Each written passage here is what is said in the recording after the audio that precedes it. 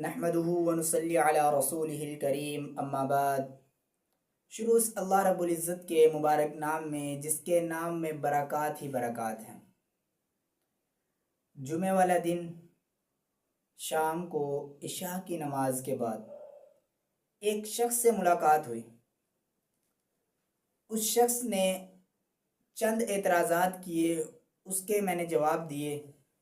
اس کے وہی اعتراضات اور جو میں نے جواب دیے وہ آپ کے سامنے انشاءاللہ پیش کروں گا۔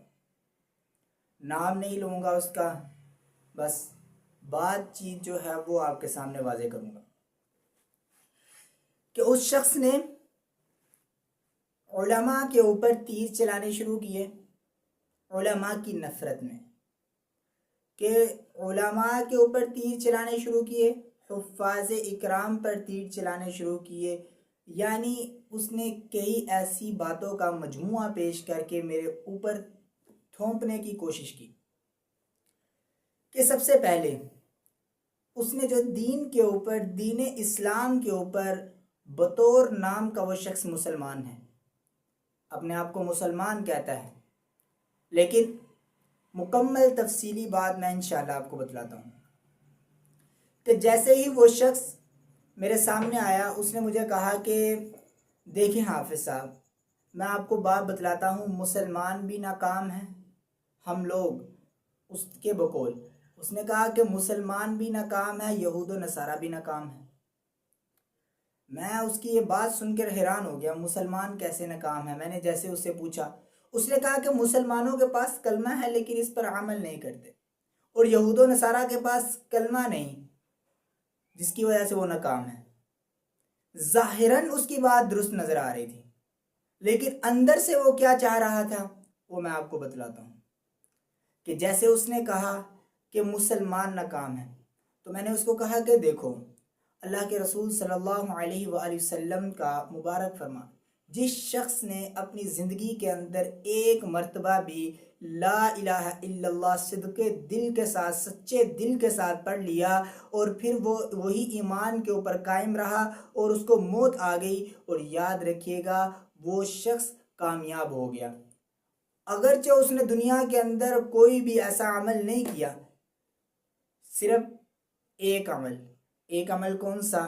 شرک نہیں کیا، اس نے شرک نہیں کیا، لا الہ الا اللہ پر اس کو موت آ گئی، دنیا میں اطیع اللہ اور اطیع الرسول کے خلاف عمل کرتا رہا، یعنی اللہ کے رسول کی سنت، اللہ کے رسول صلی اللہ علیہ وسلم کی سنتوں پر عمل نہیں کرتا، نماز نہیں پڑھتا، جو بھی اس نے یہاں دنیا میں بےہودگی کے عمل کیے، مسلمان تھا، اس کو سزا ملے گی، تو پھر وہ شخص جنت میں لازمی جائے گا۔ لیکن آپ کا یہ کہنا کہ مسلمان ناکام ہے، یاد رکھیے گا الدنیا سجن المؤمن و جنت الکافر، دنیا جو ہے وہ مومن کے لیے قید خانہ ہے اور کافر کے لیے کیا ہے؟ جنت۔ اور یہود و نصارہ آپ کے بقول آپ نے کہا کہ یہود و نصارہ کیا ہیں؟ وہ ناکام ہیں۔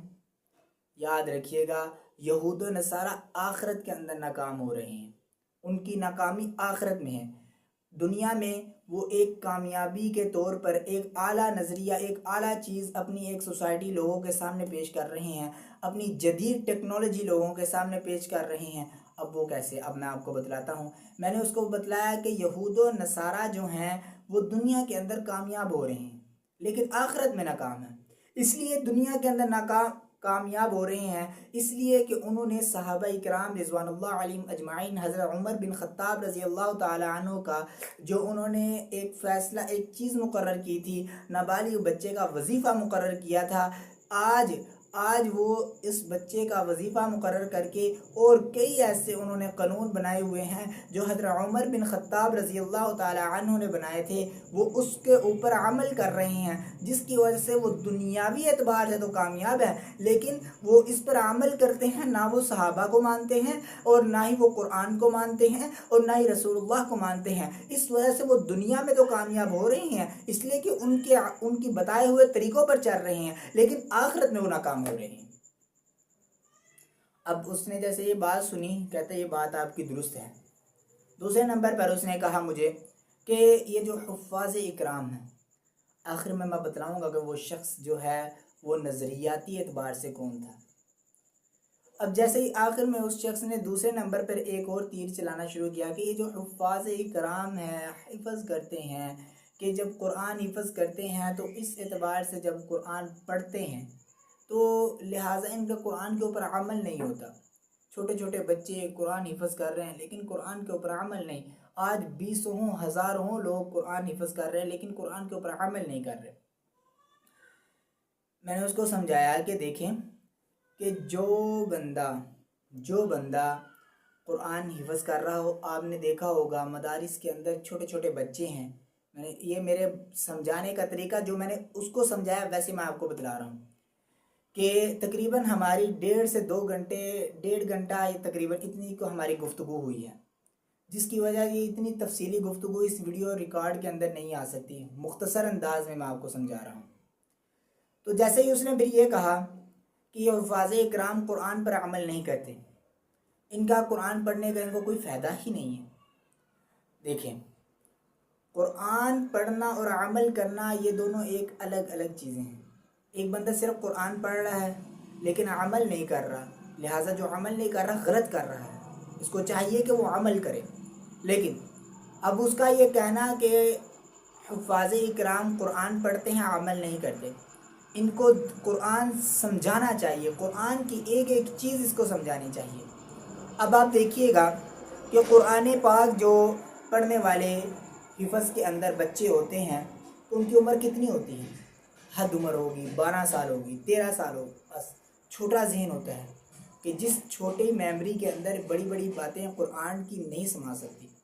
کو جس کے لیے قرآن کو سمجھنے کے لیے کم سے کم شعور والی عمر ہونی چاہیے. جیسے 15 سال کے بعد جیسے ہی بچہ تھوڑا بالغ تھوڑی شعور کی عمر کے اندر آیا، اس کو سمجھاؤ کہ اس قرآن کے اندر اللہ یہ فرما رہے ہیں، اس قرآن کے اندر اللہ رب العزت یہ اپنے محبوب صلی اللہ علیہ وسلم کو یہ کہہ رہے ہیں.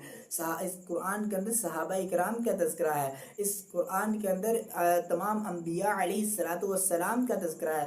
یہ چیزوں ان کو سمجھائی جائیں. قرآن جب بچے کے سامنے کھلتا ہے وہ تو صرف شروع کرتا ہے حفظ کرنا، اس نے رٹا لگانا ہوتا ہے، سبق یاد کرنا، فکر ہے سبق یاد کرنا، سبکی یاد کرنا، منزل یاد کرنا، ہم نے یاد کرنا. اور رہی بات جو بچہ اس دورانیہ میں سیکھتا ہے، میں نے اس کو بتایا کہ وہ استاد کا کردار دیکھتا ہے کہ استاد کس طرح کا ہے، پھر وہ آگے چلتا ہے. کہ نماز کی پابندی بچے کو حفظ کے اندر کروائی جاتی ہے، استاد کرتے ہیں، لیکن جو بچے گھر چلے جاتے ہیں پھر ان کا معاملہ الگ ہے، اس لیے کہ یہ اس ٹاپک پر بات نہیں. بہرحال اب آپ دیکھیں 2 چیزیں اس نے کہی کہ حفاظ کا حافظ بننے کا کوئی فائدہ نہیں اس کے بقول. اب آپ دیکھیں کہ اگر حافظ بننے کا کوئی فائدہ نہیں تو اللہ کے رسول صلی اللہ علیہ وآلہ وسلم کی مبارک حدیث کے مطابق کہ حافظ قرآن کے والدین کو قیامت والے دن جو تاج پہنایا جائے گا وہ تاج کی روشنی سورج اور چاند سے زیادہ ہوگی. کہ اللہ کے رسول صلی اللہ علیہ وسلم نے کئی چیزیں بتلائی ہیں. اب آپ دیکھیے گا کہ جیسے ہی ان کی یہ بات ختم ہوئی تو میں نے ان کو پھر ایک اور بات مزید سمجھائی کہ آپ یہ کہتے ہیں کہ چھوٹی عمر کے اندر بچہ اتنا کچھ نہیں سیکھتا، اس کو صرف مختصر چیزیں سکھائی جاتی ہیں. علماء کرام نے ایک ترتیب یہ بنائی ہوئی ہے کہ جیسے ہی بچہ حفظ مکمل کرے گا، اگر تو اس کے نصیب میں ہوگا قرآن سمجھنا، اللہ نے اس کو مزید قبول کیا ہے، تو پھر تو وہ آگے قرآن سیکھے گا، پھر لوگوں کو سکھائے گا بھی. اس لیے کہ قرآن جو ہے اللہ کی بڑی مقدس کتاب ہے. اللہ رب العزت اس کو اس کے لیے سمجھانے والوں کے لیے سے خاص لوگوں کو چنتے ہیں. اب رہی بات، ہر کوئی بندہ اس میں چنا نہیں جاتا، صرف مخصوص بندے ہوتے ہیں جس کو اللہ رب العزت قبول کرتے ہیں. اب دوسرے نمبر پر اب یہ آپ کو میں بات بتلا دوں کہ حضرت صدیق اکبر رضی اللہ تعالی عنہ کہ کتابوں میں لکھا پڑھا تھا، علماء سے بات سنی ہے. تقریباً جب میں حفظ میں تھا میری داڑھی بھی نہیں تھی، اس وقت میں نے استادوں سے یہ بات سنی تھی کہ حضرت صدیق اکبر رضی اللہ تعالی عنہ کو تقریباً یہ 2 سال لگ گئے، یہ 4 سال، انہوں نے 2 سپارے 2 سال کے اندر حفظ کیے یا 4 سال کے اندر حفظ کیے. تو اللہ کے رسول صلی اللہ علیہ وآلہ وسلم نے حضرت صدیق اکبر کو فرمایا کہ اے صدیق، جس کا مفہوم یہ ہے، اے صدیق مجھے یہ بتا کہ اگر آپ کا حافظہ کمزور ہے تو میں اللہ رب العزت سے دعا کرتا ہوں آپ کا حافظہ ٹھیک ہو جائے گا. تو حضرت صدیق اکبر نے فرمایا فرمایا یا رسول اللہ صلی اللہ علیہ وآلہ وسلم میرا حافظہ کمزور نہیں بلکہ میں تو ایک آیت کو یاد کرتا ہوں پھر اس پر عمل کرتا ہوں، جب میرا عمل پیرا ہو جاتا ہے میں اس پر پختہ ہو جاتا ہوں پھر اگلی آیت یاد کرتا ہوں۔ وہ تو صحابہ اکرام تھے۔ دوسرے نمبر پر جو آخری ان کا تیر چلا علماء اکرام پر۔ علماء ہمارے سر کے تاج، جو پوری دنیا کے اندر جن کا جذبہ یہ ہے کہ اسلام کا قانون نافذ ہو، جن کا دل کے اندر محبت یہ ہے کہ علماء اکرام، میں فرقے کی بات نہیں کر رہا، جس فرقے کے اندر بھی جو بھی عالم ہے ہر کا جذبہ یہی ہے کہ پوری دنیا کے اندر اسلام کا قانون نافذ ہونا چاہیے۔ اب اس نے علماء کے اوپر تیر چلانا شروع کیا۔ اس نے کہا کہ دین کے اندر کوئی مولوی پروفیشنل ہے ہی نہیں۔ مثال کے طور پر وہ یہ کہنا چاہتا ہے کہ پورے دین اسلام کے اندر مولوی نام کی کوئی چیز ہی نہیں۔ اب آپ یہ بات توجہ سے سنیں کہ مولوی کیوں نہیں؟ اس کا کہنا یہ تھا کہ مولوی اس لیے نہیں کہ یہ جو ہیں یہ لوگوں کو الگ کرتے ہیں۔